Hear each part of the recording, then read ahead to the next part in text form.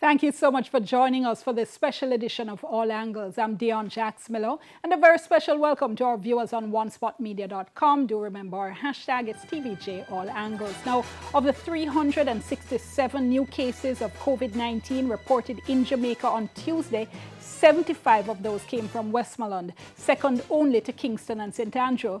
The Savanna-la-Mar Public Hospital has been buckling under the strain. So our team traveled to Westmoreland to talk to healthcare workers there for this special edition of the program.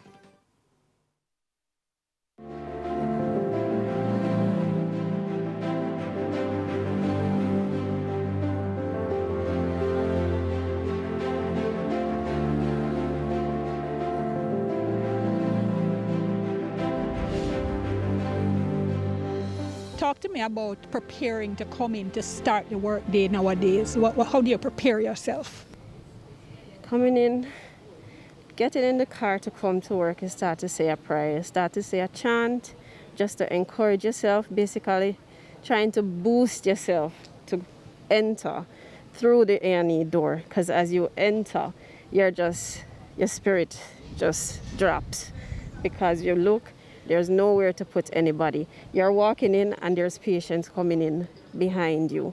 You're coming in and you already feel defeated entering, and that's at the start of the day. So you don't have much to carry you through the day. I think we're just running on adrenaline. We just keep going, not thinking about it, not stop to think. You just do what you have to do and just hope that that's good enough. Try to rescue who's dying. Try to prioritize the sickest of the sick. That's how we've been coping. Is this a feeling you've had before since in practicing? You've had it maybe like a day or two. You have those bad days, but this is a everyday bad day. No. Asking God for strength before I leave the house. Lord, help me. Give me the strength and my co-workers so we can deal with the patients as they come and as we come to work. Because we know we're coming back to another day of the same thing. I have to say, Lord, go with me today. Cover me, cover the nurses, cover the medical team. Give me a mindset, because this person lying here could be my relative. Right now it's very frustrating and depressing. It's very hard to wake up in the morning to come here because of the patient load. So to come here in the mornings, I have to encourage myself, and even sometimes I have to talk to my colleagues to encourage me to come here, because really the matter of the fact is that there's too many patients here for one nurse to deal with. It's very hard to pull myself out of the bed to deal with patients who need oxygen. When I call for oxygen, there's no oxygen in the hospital.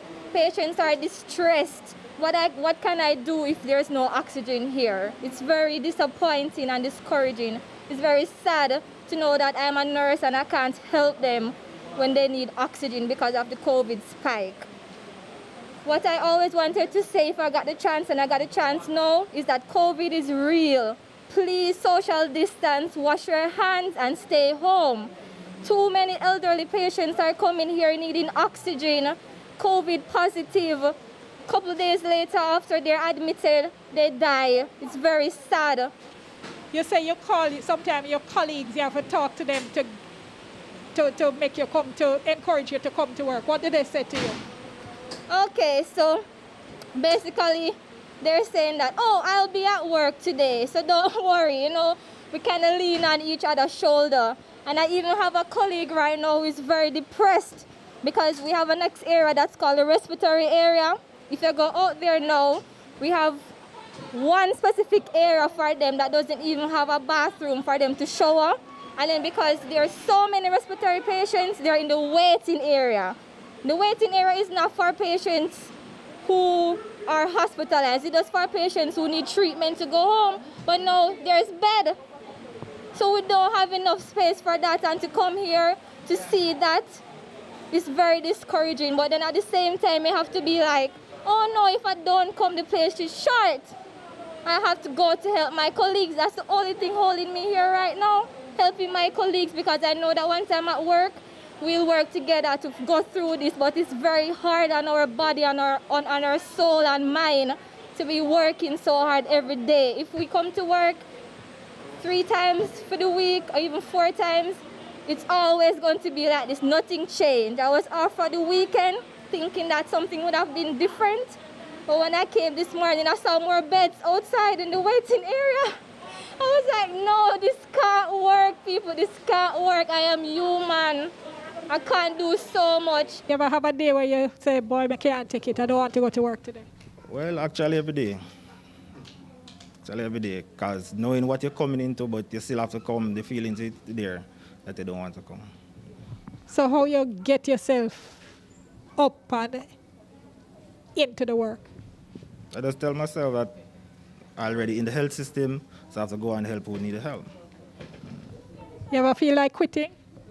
No, I've never felt that way, but at times I feel like I can't make it today, but I still push out to be here. You ever feel like quitting?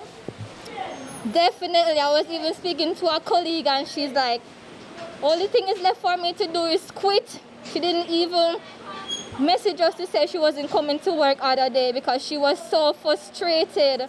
And I was like, I understand, but it's either you come and we just deal with it, or it's up to you if you want to leave, because your mental health comes first. In the red zone, what it means is that we are over capacity in the number of patients that are turning up with respiratory illnesses, right? So we are at 205-bed hospital, and there are times when we are over 300. Our respiratory cases far exceed the number of beds that we have for isolation. So we started out at 18 beds, and when you're at 97 patients in an institution with 18 beds, it means that you have to activate your surge plan. So when you get to that point, it means that you are in the red zone. So where are all the patients? Where are you putting the other patients? So for the patients that turn up with NCDs, we try non-communicable diseases. Non-communicable diseases. We have to treat them at another area, right? The other patients that are not emergencies, we redirect them to the health centers. But what we have been seeing now is a great increase in the number of persons that are turning up.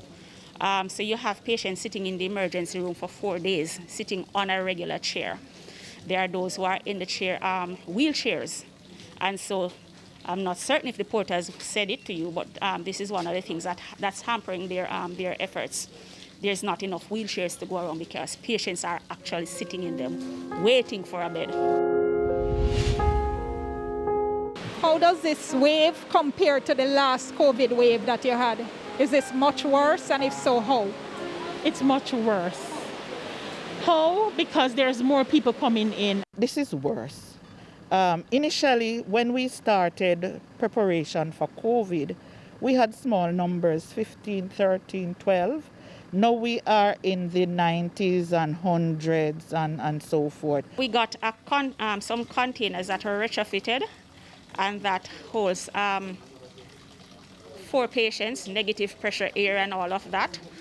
And we had another area that we were supposed to be using as in transit because we've been having overcrowding for some time now.